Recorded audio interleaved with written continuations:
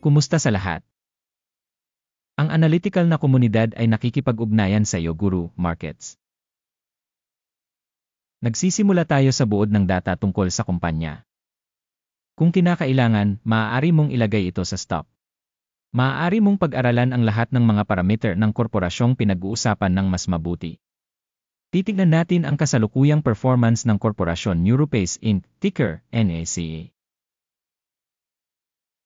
Ginawa ang pagsusuring ito gamit ang data na kasalukuyan noong Marso 23, 2025.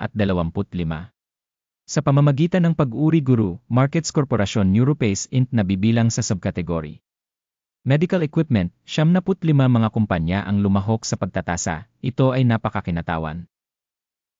Tingnan ang mga huling solusyon sa pagtatapos ng video na ito. Pangkalahatang resulta para sa kumpanyang pinag-aralan, minus 8.5 sa 10 puntos. Ang average na resulta para sa subkategory ay 2.7 puntos.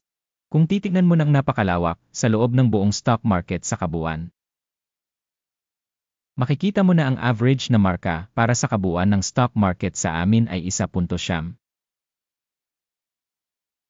Laban sa score na minus 8.5 puntos mula sa NeuroPace Inc. Paghahambing ng paggalaw ng presyo ng mga pagbabahagi ng isang kumpanya NeuroPace Inc. at pagbabahagi ng subkategory. Makikita natin na sa nakalipas na 12 buwan ang stock NeuroPace Inc. nagpakita ng pagbabago ng minus 1.07%. Laban sa mga pagbabago sa presyo sa subkategory na 17.4%. Hindi ito malinaw na nagpapahiwatig ng anuman, ngunit dapat nating tandaan ang katotohanan ito. Market capitalization ng kumpanya NeuroPace Inc. nagkakahalaga ng $0.3 bilyon. Market capitalization ng subkategory ay $539 bilyon. NeuroPace Inc. ay may bahaging 0.073% at isa sa napakaliit na kumpanya sa subkategory. Ang capitalization ng balance ng kumpanya ay $0.01 bilyon. At ang capitalization ng balance sheet ng subkategory ay $139 bilyon. NeuroPace Inc. bumubuo ng isang bahagi ng 0.004%. Sa paghahambing ng mga bahagi ng stock exchange at halaga ng libro, makikita natin ang mga sumusunod. Inookupahan bahagi NeuroPace Inc. sa subkategory sa kaso ng market capitalization assessment ay 0.073%. Ang halaga ng libro ay 0.004%. Na 75% mas mababa kaysa sa market capitalization share. Pagtatasa ng bahagi ng kumpanya sa merkado at capitalization ng balance ng subkategory, masama, minus 1 puntos. Ang mga utang ng nasuri na kumpanya ay nagkakahalaga ng $0.055 bilyon. Utang sa book capitalization ay 550% ng kapital ng kumpanya. Rating para sa mga obligasyon sa utang ng kumpanya, napakasama, minus 2 puntos. Ang balanse ng presyo ng merkado ng kumpanya sa tubo nito ay 0. Ang average para sa subkategory ay 66.1 na mas masahol kaysa sa average para sa subkategory. Pagtatasa ng halaga ng stock market ng kumpanya sa tubo nito kumpara sa mga kumpanya sa subkategory, napakasama, minus 2 puntos. Ang tubo sa huling 12 buwan ay minus $27 milyon. Hindi alam ang mga kita sa hinaharap para sa susunod na 12 buwan. Na masama para sa mga prospect ng kumpanya. Pagtatasa ng inaasahang mga tagapagpahiwatig ng kita sa hinaharap kumpara sa subkategory, masama, minus 1 puntos. Ang ratio ng presyo sa kita ng kumpanya ay 4.9. Ang average sa subkategory ay 4 at ito ay 23% na mas mataas kaysa sa average sa subkategory. Pagtatasa ng halaga ng merkado sa tagapagpahiwatig ng kita kumpara sa mga tagapagpahiwatig sa subkategory, matitiis, 0 puntos. Ang kita sa huling 12 buwan ay $80 milyon. Ang tinatayang kita para sa darating na 12 buwan ay hindi alam. Ito ay lubhang negatibo para sa presyo ng kumpanya. Pagtatasa ng inaasahang mga tagapagpahiwatig ng benta sa hinaharap kumpara sa mga tagapagpahiwatig ng mga kumpanya sa subkategory, masama, minus 1 puntos. Ang margin ng benta ay minus 33.7% na may average sa subkategory na 6%. Ang pagkakaiba sa pagitan ng average ng subkategory at pagganap ng kumpanya ay 30.7%. Pagtatasa ng mga margin ng benta kumpara sa mga tagapagpahiwatig sa subkategory, matitiis, minus 0.5 puntos. Ang bahagi ng kumpanya ayon sa bilang ng mga empleyado sa subkategory ay 0.04%. Ito ay 49% mas mababa kaysa sa bahagi ng market capitalization. At ito ay sumasalamin sa kawalan ng balanse sa halaga ng stock market ng kumpanya. NeuroPace Inc. malamang patungo sa revaluation. Ang halaga ng market capital para sa bawat empleyado ng kumpanya ay katumbas ng $2,127,000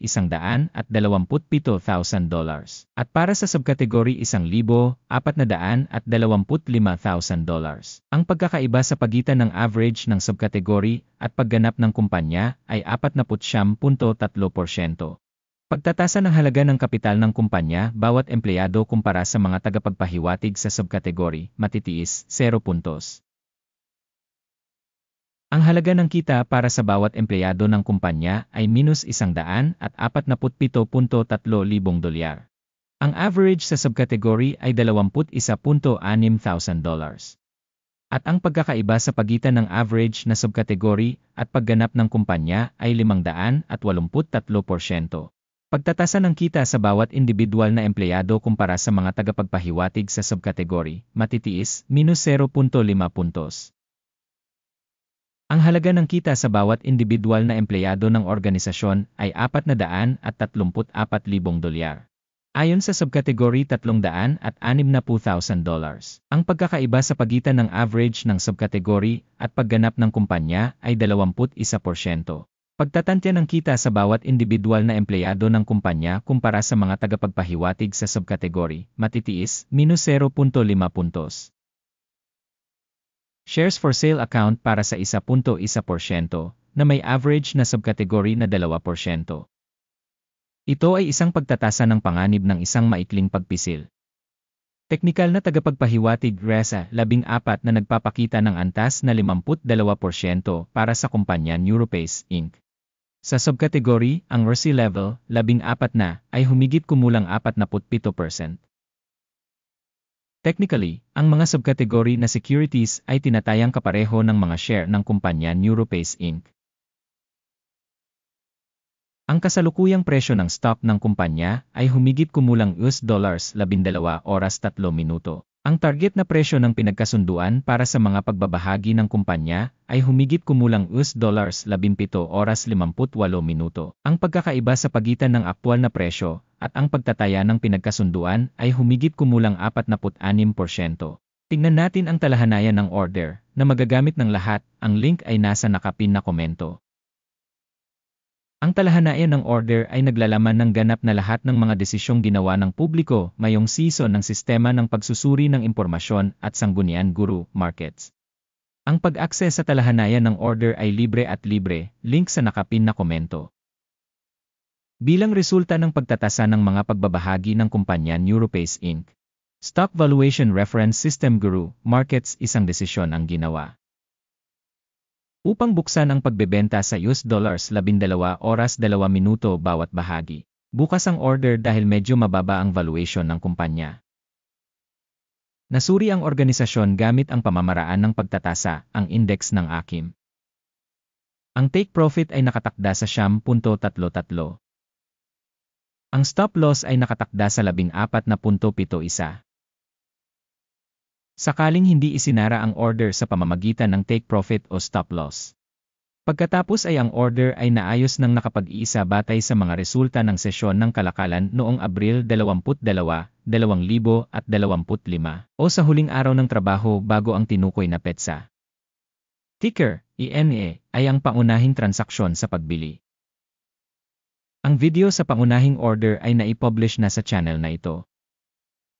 Kapag isinasara ang isa sa mga order, ang pangunahing o pagbabalanse ng isa. Ang pangalawang order ay otomatikong naayos. Salamat sa lahat sa panonood ng video na ito at sa paggamit ng information system mula sa Guru Markets. Ikaw talaga ang pinakaastig na madla.